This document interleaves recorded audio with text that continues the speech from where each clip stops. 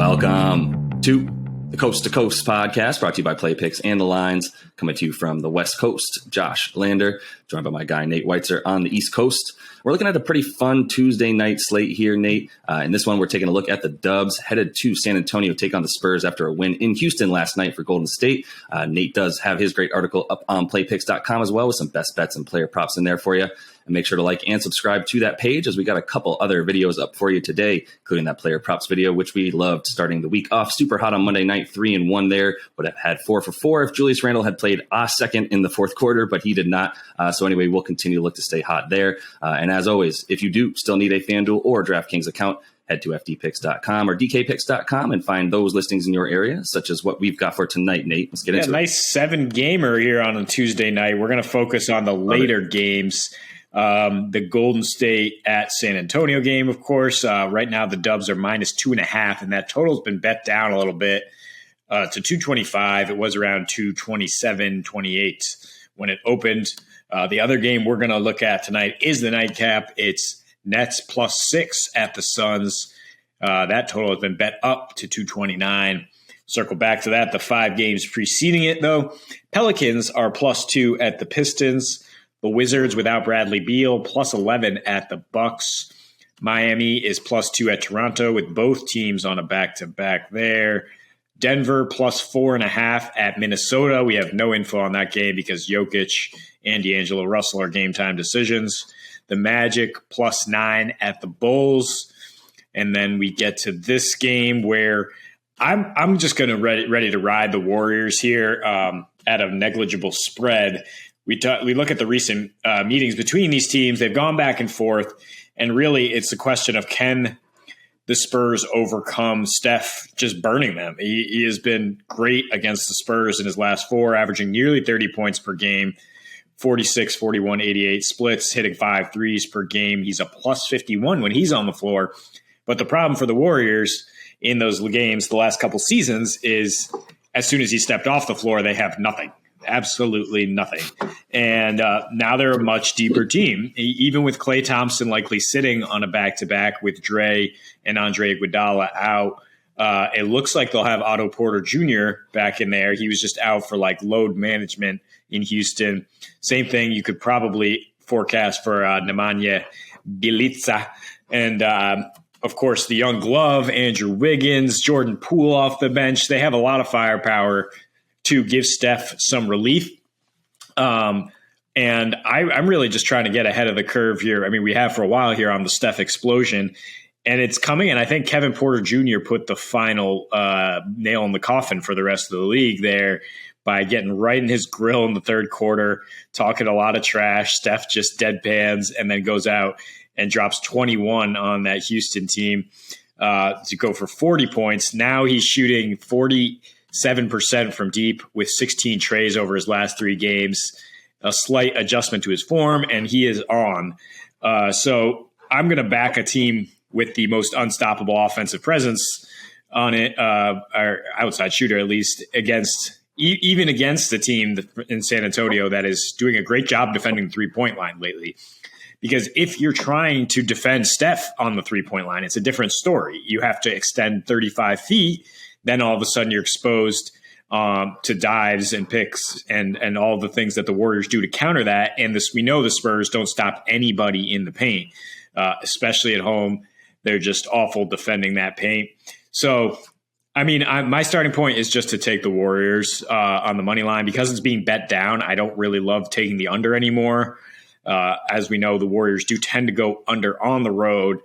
But if it's going to drop too much because everybody's reading these numbers, then I would just stick with the spread here.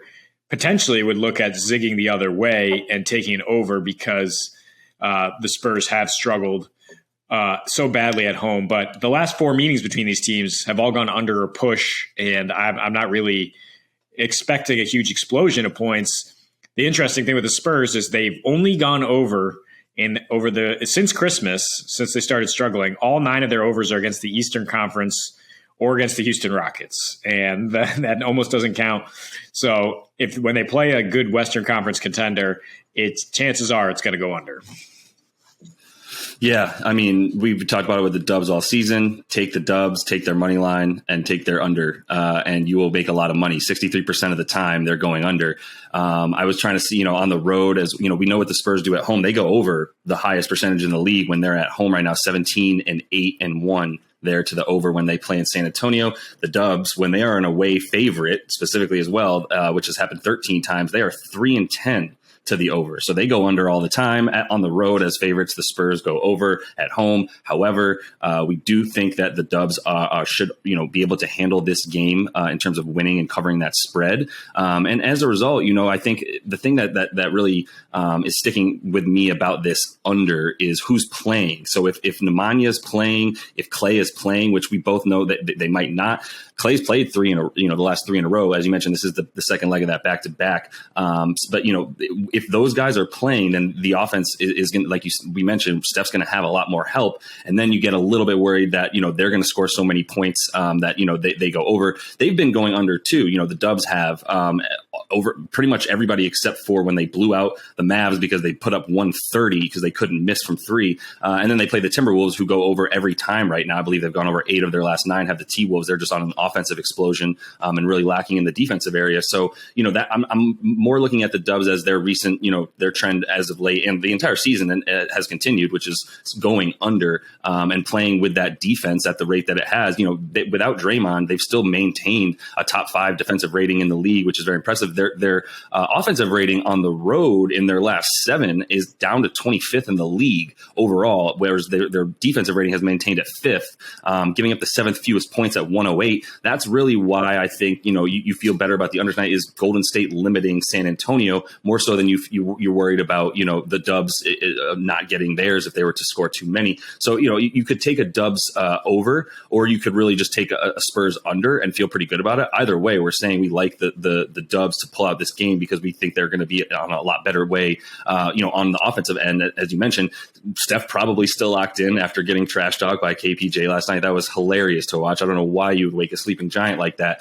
But 40 points, I think we can sort of say the curve has been, turned and he's pretty much back. It's really just a matter of what do they need from him right now. And last night in a game, ugly, offensive minded game against Houston, they really needed him to put up those points. And that's what he did at the end there. So I think you just play the numbers here, man. You just go ahead and say the Spurs, not a very good team wherever they are right now. As you mentioned, 5-13 in their last 18 games. They cannot win back-to-backs. They did have a nice win the other night against Chicago, but also Chicago still coming back from some injury and didn't have all of their players as well. And in a game that I think DeJounte and team really wanted to beat DeMar DeRozan, and that was a nice win. But this one, Steph's got the revenge factor more so than anybody at this one, losing at home to the Spurs on an ugly Saturday night game earlier in the season in December. I think there's just too much Steph tonight. As you mentioned, just he's crushed the Spurs every time he's played them the last 4 times, dating back to last season. So I think you feel good about Steph. And like I said, I think that 1 or 2 of those guys is going to play tonight between Nemanja and Porter and Klay Thompson, in which case you still feel good about the Dubs being able to score points and continuing to limit the Spurs offense. Yeah, and that Spurs offense is just far too dependent on DeJounte Murray, who could see a healthy dose of Gary Payton tonight, and a lot of length all over the wing for the Golden State. Especially if Clay's still out there, he's starting to get back into his defensive form. Kevon Looney doing a good job anchoring the paint. I don't think we trust Jakob Poeltl to anchor the paint on the other side, but you hit it because of the difference in offensive rating on the home and the road for the Warriors. 25th on their last 7 on the road. And during the 6-game win streak, they're third in offensive rating, but 5 of those 6 games have been at home.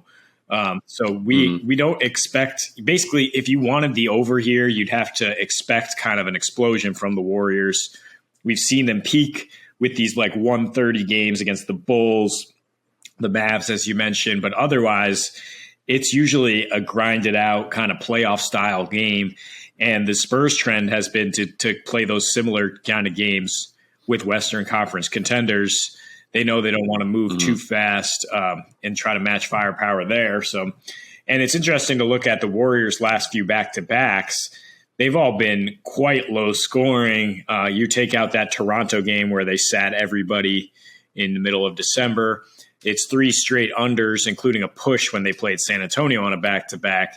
And last year when these teams played on back-to-back nights in February, the Warriors came back, won that second game. good young legs here to support Steph Curry. And really, it's just about trusting him to continue this win streak and get the Dubs rolling. And I would also throw Andrew Wiggins in there. I mean, we should mention the All-Star starter for the West has actually since been named an All-Star starter. Tried to do his best to prove that he's worth it. I mean, he's in his last 3, he's up to 22 points a game, shooting 54% from 3 on 7 attempts. I mean, he's shooting 4 for 7 from 3 in his last 3, and from the field in general, 57%. He's on fire right now. He's feeling really good. That's that help that he didn't have, that Steph didn't have in their last game against the Spurs. Wiggins put up 11. I mean, he did go 2 for 3 from 3, but 3 for 9 from the field. A couple turnovers, didn't do much in his 31 minutes, was pretty much non-existent. I think you see a little bit of a different Andrew Wiggins nowadays than what he was at that earlier point in the season, especially when he was in the middle of a bit of a slump there in December and into January. Much, much better form now, as we mentioned, with those great numbers as of late. So I think he'll be that second banana tonight, no matter what, helping out Steph to pull out the victory. So that is all the time we have for you in this one. Make sure you are liked and subscribed to the page. You can check out those other couple videos we have for you, including that player props one we love to stay hot on this week with you. So until we see you next, happy betting.